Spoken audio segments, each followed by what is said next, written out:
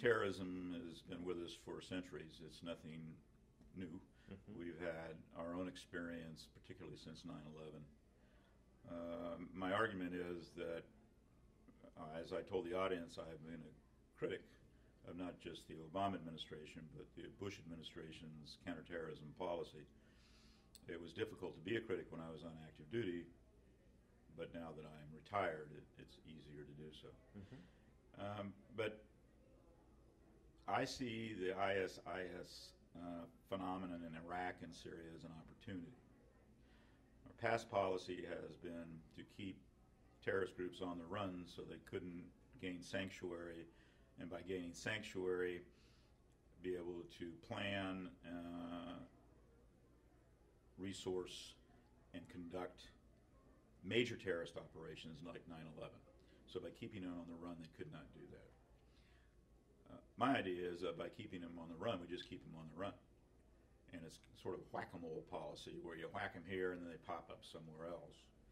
So maybe alternatively, we should let them gain sanctuary, set up, because we have been successful when they have had sanctuary in defeating them or changing their behavior before. Sudan is an example I use. Diplomatically, we convinced the Sudanese government to move them out of Sudan.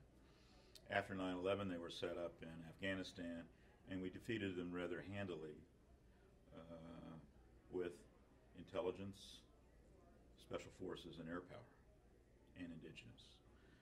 So my argument is that maybe we let them set up, and then we use all the elements of power that we have to defeat them. So we're not chasing them all around, we know where they are. There's some risk in this. Timing is important, because you don't want them to set up to the extent where they can do another 9/11, so you need to address them before they can do that. But I'd rather have them all together and not all separated, amorphous, so that we can use where traditional elements of power, not just military, but diplomatic, economic, to take them on. Libertarian movement in the United States, Ron Paul and those, for all the right reasons. I'm critical of the Bush and Obama administrations. I guess I could be critical of libertarians too.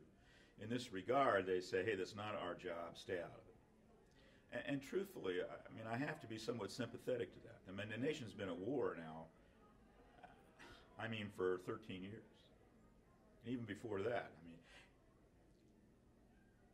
But in this particular instance, there are minorities that are at risk because they aren't violent. They practice nonviolence. Christians, Assizis in these areas. Who looks out for them? Do we have a moral obligation to keep people like that from being killed, being persecuted, being forced to change their religion? I think we do. I think we do. My gut tells me we do. Although I know how tired our nation is of war. And truthfully, most in the military are tired of war too. But I do think that we have we have an obligation to take care, particularly of minorities that cannot take care of themselves.